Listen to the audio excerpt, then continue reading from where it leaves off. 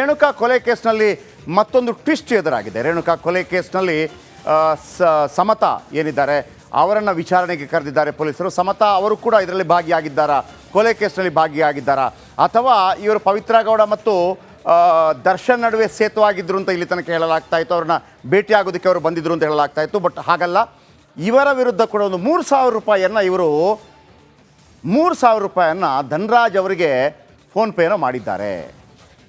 ಹಾಗಾಗಿ ಅವ್ರಿಗೂ ಕೂಡ ನೋಟಿಸ್ ನೀಡಲಾಗಿದೆ. ಬನ್ನಿ ಇದರ ಬಗ್ಗೆ ಒಂದು ವಿಸ್ತೃತವಾದ ವರದಿ. ಯಾಕಂದರೆ ಇವತ್ತಿಗೆ 1 ತಿಂಗಳಾಯಿತು ರೇಣುಕಾಸ್ವಾಮಿ ಕೊಲೆಯಾಗಿ.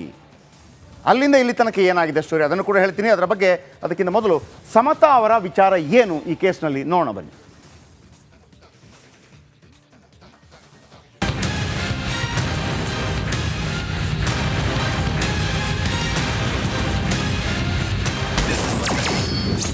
ಸಮತಾಗೆ ಉರುಳಾಗತ್ತಾ ಕೊಲೆ ಕೇಸ್. ಪವಿತ್ರ ನಂಟು ಸಂಕಷ್ಟ ಫಿಕ್ಸ್. ಅದೇನ್ ಲುಕ್ಕು, ಅದೇನ್ ಸ್ಟೈಲು. ಗೆಳತಿ ಪವಿತ್ರ ಜೊತೆ ರೀಲ್ಸ್ ಮೇಲೆ ರೀಲ್ಸ್. ಯಾವ ಸಿನಿಮಾ ಹೀರೋಯಿನ್ಗೂ ಕಮ್ಮಿ ಇಲ್ಲ ಗುರು. ಆದ್ರೆ ಪವಿತ್ರ ನಂಟು ಗೆಳತಿ ಸಮತಾಗೆ ಸಂಕಷ್ಟ ತಂದೊಡ್ಡುವ ಎಲ್ಲಾ ಲಕ್ಷಣ ಕಾಣ್ತಾ ಇದೆ. ಎಸ್, ಪವಿತ್ರ ಗೆಳತಿ ಸಮತಾಗೂ ರೇಣುಕಾಸ್ವಾಮಿ ಕೊಲೆಗೂ ಏನ್ ನಂಟು ಅನ್ನೋದು ಎಲ್ಲರೂ ತಲೆ ಕೆಡಿಸಿಕೊಳ್ಳುವಂತೆ ಮಾಡಿದೆ. ಆದ್ರೆ ಇಲ್ಲಿ ನಂಟಿದೆ. ಆರೋಪಿ ಧನರಾಜ್ಗೆ 3,000 ರೂಪಾಯಿಯನ್ನ ಸಮತಾ ಕಳಿಸಿದ್ಲಂತೆ. ಇದೇ ಹಣದಲ್ಲಿ ಧನರಾಜ್ ಎಲೆಕ್ಟ್ರಿಕ್ ಶಾಕ್ ಡಿವೈಸ್ ಖರೀದಿಸಿದ ಶಂಕೆ ಇದೆ.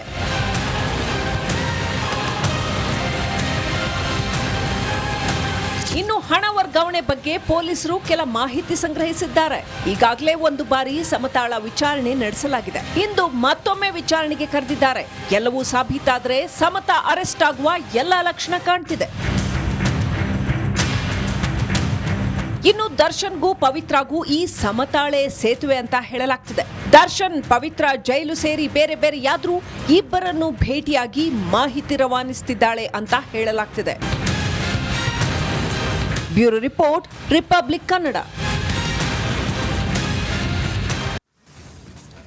ಕರೆಕ್ಟಾಗಿ 1 ತಿಂಗಳಾಯಿತು ರೇಣುಕಾಸ್ವಾಮಿ ಹತ್ಯೆಯಾಗಿ. ಈ ಸಮತಾ ಯಾಕೆ ಬಂದರು ಇಲ್ಲಿ ಅನ್ನೋದು ವೆರಿ ಇಂಪಾರ್ಟೆಂಟ್. ಮೊನ್ನೆಯಿಂದ ಹೋಗಿ ಬರ್ತಾ ಇದ್ದಾರೆ. ಇವರಿಬ್ಬರ ನಡುವೆ link no no no no no Dhanraj ಆತ ಆ ಎಲೆಕ್ಟ್ರಿಕ್ ಶಾಕ್ ಕೊಡುವಂಥ ಇದೆಯಲ್ಲ, ಅದನ್ನು ಖರೀದಿ ಮಾಡೋದಕ್ಕೆ ಇವಳಿಂದ ದುಡ್ಡು ತಗೊಂಡ ಅರ್ಜೆಂಟಾಗಿ 3,000 ರೂಪಾಯಿ ಈಕೆ ಫೋನ್ಪೇನ ಮಾಡಿದಾಳಂತೆ. ರೇಣುಕಾ ಕೊಲೆ ಕೇಸ್. ಸಮತಾ ಪವಿತ್ರ ಗೌಡ ಆಪ್ತೆ ಜಿಮ್ ಟ್ರೈನರ್ ಈಕೆ. ಕಳೆದ 3 ವರ್ಷದಿಂದ ಸಮತಾ ಅವರ ಜಿಮ್ ಟ್ರೈನರ್ ಆಗಿದ್ದಾರೆ. ದರ್ಶನ್ ಪವಿತ್ರ ಗೌಡ ಸಮತಾ ಅವರ ನಡುವೆ ಒಂದು ಟಾಕಿಂಗ್ ಬ್ರಿಡ್ಜ್ ಆಗಿ ಕೆಲಸ ಮಾಡ್ತಾರೆ. ಕಳೆದ 15 ದಿನದಿಂದಲೂ ಇಬ್ಬರನ್ನು ಭೇಟಿ ಮಾಡಿದ್ದಾರೆ. ದರ್ಶನ್ ಪವಿತ್ರ ಸಂಧಾನಕ್ಕೆ ಸಮತಾ ಯತ್ನ, ಇದೆಲ್ಲ ಮಾತುಗಳು ಕೇಳಿ ಬರ್ತದೆ. ಆದರೆ ಈಗ ನೋಡಿದರೆ ರೇಣುಕಾಸ್ವಾಮಿ ಕೊಲೆಗೂ ಸಮತಾಗೂ ಸಂಬಂಧ ಇದೆಯಾ ಪ್ರಶ್ನೆ ಬರ್ತಿರೋದು ಅದು. ರೇಣುಕಾಸ್ವಾಮಿ ಕೊಲೆಗೂ ಈಕೆಗೂ ಸಂಬಂಧ ಇದೆಯಾ ಅಥವಾ ಈಕೆ ಜಸ್ಟ್ ಫ್ರೆಂಡ್, ನಮಗೇನು ಗೊತ್ತಿಲ್ಲ. ಯಾಕೆ ಈಕೆಯನ್ನು ಪದೇ ಪದೇ ಕರೆಸಲಾಗ್ತಾ ಇದೆ ಅಂತಂದರೆ, ನೋಡಿ, ಈ ಧನರಾಜ್ ಇದಾನಲ್ಲ, ಇವನೇ ಆ ಶಾಕ್ ಕೊಡುವ ಮೆಟೀರಿಯಲ್ ತೊಗೊಂಬಂದಿದ್ದು. ಕರೆಂಟ್ ಶಾಕ್ ಕೊಡುವ ಮೆಟೀರಿಯಲ್. ಈಗ ಹಿಂಗೆ ಮಾಡಿದ ತಕ್ಷಣ ಕರೆಂಟ್ ಎಷ್ಟು ಬರುತ್ತೆ ಅಂತ ಗೊತ್ತಾಗತ್ತಲ್ಲ.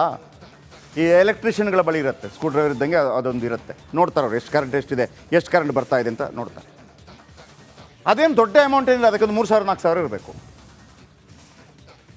ಈ ಸಮತಾ 3,000 ರೂಪಾಯಿ ಧನರಾಜ್ಗೆ ಕಳಿಸಿದ್ಲಂತೆ ಆ ಎಲೆಕ್ಟ್ರಿಕ್ ಶಾಕ್ ಡಿವೈಸ್ ಖರೀದಿ ಮಾಡೋಕ್ಕ ಅಂತ ಒಂದು ಕ್ವಶನ್.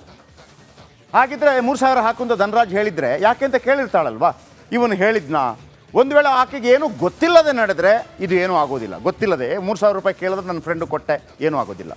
ಆದರೆ ಕೊಲೆ ವಿಚಾರ ಗೊತ್ತಿದ್ರೆ ಸಮತಾ ಸಿಕ್ಕಾಕೊಳ್ತಾಳೆ.